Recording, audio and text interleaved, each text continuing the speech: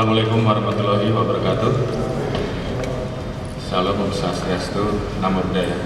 Yang terhormat rekan-rekan media, sore ini saya akan mengupdate perkembangan penanganan BJBPU sebagai bentuk transparansi kita terhadap publik yang tentunya menunggu penanganan kasus yang saat ini kita laksanakan. Jadi hari ini telah dilaksanakan gelar perkara untuk menetapkan tersangka saudara BJBPU berdasarkan LPA 397 7 Romawi 2020 Bareskrim tanggal 20 Juli 2020 yang dilaksanakan pukul 10 tadi, diikuti oleh Pak Polri, di Propam, Rawasidik, para direktur dan seluruh penyidik yang tergabung dalam tim khusus terkait dengan pengungkapan kasus keluar masuknya buron Joko Chandra. Dari hasil gelar tersebut, maka hari ini kami menetapkan status tersangka untuk BJBPU dengan konstruksi hukum. Yang pertama adalah sangkaan terkait membuat surat palsu dan menggunakan surat palsu sebagaimana dimaksud di dalam pasal 263 KUHP ayat 1 dan ayat 2, junto pasal 55 ayat 1 ke 1E KUHP.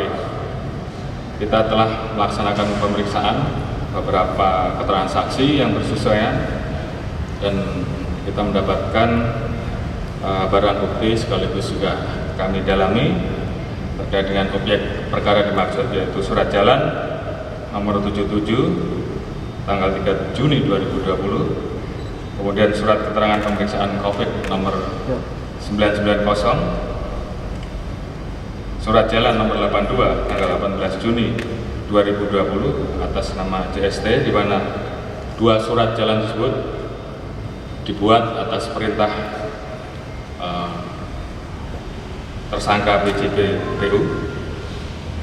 Kemudian surat keterangan pemeriksaan COVID nomor 1561 dan surat rekomendasi kesehatan nomor 2214 yang dibuat di Puskesmas Polri. Terkait dengan konstruksi pasal tersebut, maka tersangka BJBPU telah menyuruh membuat dan menggunakan surat palsu tersebut, di mana saudara AK dan JST berperan menggunakan surat palsu tersebut. Dan konstruksi pasal yang kedua terkait dengan membantu orang yang dirampas kemerdekaannya. Dalam hal ini adalah terpidana JST. Pasal yang kita sangkakan adalah pasal 426 KUHP, di mana ini juga dilengkapi dengan beberapa keterangan saksi yang bersesuaian, kemudian juga barang bukti dalam bentuk surat yang kita dalami dan jadi objek perkara, yaitu terkait dengan keputusan Kapolri nomor 119 tanggal 20 Juni 2019 tentang pengangkatan BJBPU sebagai Karokorwas, surat Jampisus kepada Kabareskrim Polri tentang status hukum JST. Dalam konstruksi ini, peran tersangka BJBPU sebagai anggota Polri yang seharusnya bertugas sebagai penegak hukum telah membiarkan atau memberi pertolongan kepada JST dengan mengeluarkan surat jalan, pembuatan surat keterangan bebas COVID, dan surat rekomendasi kesehatan. Dan selanjutnya, konstruksi hukum yang ketiga adalah terkait dengan pelanggaran pasal 221 ayat 1 kedua KUHP, di mana yang bersangkutan telah menghalang-halangi atau mempersukar penyidikan dengan menghancurkan dan menghilangkan sebagian barang bukti. Hal ini juga dikuatkan dengan keterangan beberapa saksi yang bersesuaian, di mana tersangka BJPPU sebagai pejabat Polri menyuruh Kompol Joni Andrianto untuk membakar surat yang telah dipergunakan dalam perjalanan oleh AK dan DST, termasuk tentunya oleh yang bersangkutan. Dengan demikian, dari kesimpulan gelar perkara hari ini kita telah menetapkan satu tersangka, yaitu saudara BJPPU dengan persangkaan pasal 263 ayat 1 dan ayat 2, junto pasal 55 ayat 1 ke 1E KUHP dan pasal 426 ayat 1 KUHP dan atau pasal 221 ayat ke 1 ke 2 KUHP dengan ancaman maksimal 6 tahun. Saat ini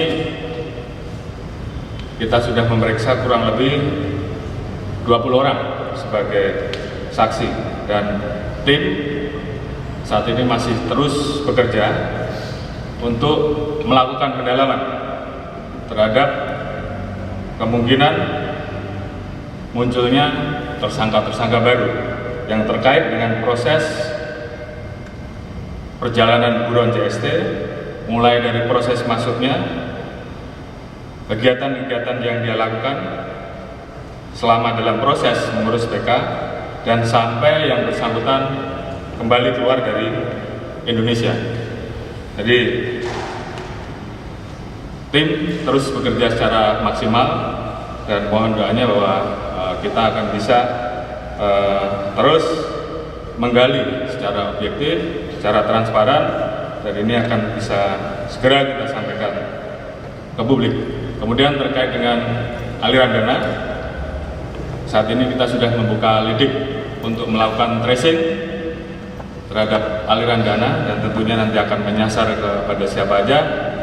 Itu akan kita jelaskan di dalam rilis berikutnya, dan tidak menutup kemungkinan bahwa kita akan bekerja sama dengan KPK dalam rangka mengusut aliran dana dimaksud dan tentunya upaya kita dalam menerapkan Undang-Undang Tipikor. Mungkin itu yang bisa saya sampaikan untuk sore hari ini sebagai update dari proses penanganan kasus terkait dengan penetapan tersangka saudara BJPPU, dan tentunya ke depan kita akan rilis kembali terkait dengan tersangka-tersangka baru. Ada pertanyaan?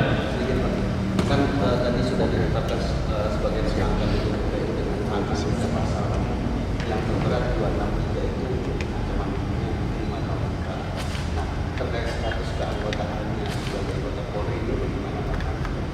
Ancaman pidana di atas 5 tahun untuk pemecatan secara keanggotaannya.